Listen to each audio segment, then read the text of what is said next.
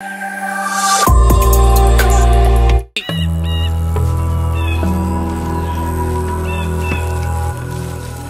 ఎక్కడైనా కరెక్ట్ గా తెలుసా? అవునరా.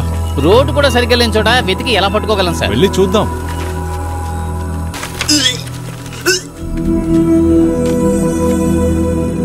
మందులు చేంజ్ చేయాలి. ఇది భయంకరమైన విషజ్వరం, త్వరగా అందరికీ వ్యాపిస్తుంది. గవర్నమెంట్ హాస్పిటల్లో ఇంతవరకు దీనికి మందులు దొరకట్లేదు. ఏదైతేనే నేను మందులు మార్చిస్తాను. కొత్త మందులు క్యాంపు నుంచి నర్సు వచ్చేస్తుంది, సరేనా?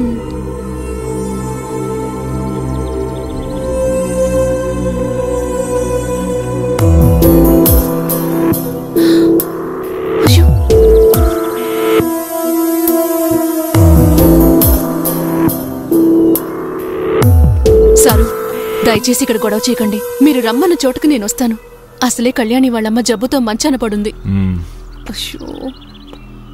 పాపాయలరా,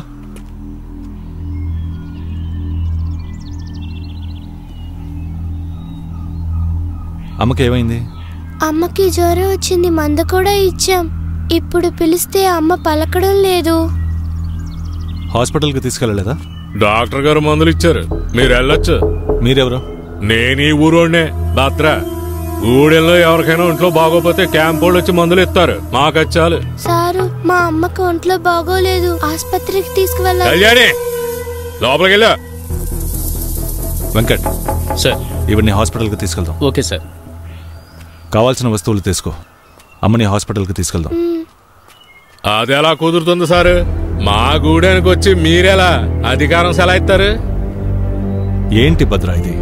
ఇవన్నీ హాస్పిటల్కి తీసుకెళ్ళకపోతే అన్యాయంగా ఇక్కడే చనిపోతుంది. పోయే కాలం వస్తే పోక తప్పదు కదా సారే. మీరు తలుచుకుంటే మాత్రం చావును తప్పించగలరా ఏంటి? మనం ఒకసారి ప్రయత్నించి చూద్దాం. మీరిక బయలుదేరచ్చు. మా గూడెం విషయంలో జోక్యం చేసుకుంటే నరికి కాకులకి గెద్దలకి వేస్తాం. నన్ను ఎవరు అనుకున్నావురా? మక్కులు ఎరగదీస్తా ఏమనుకున్నావు?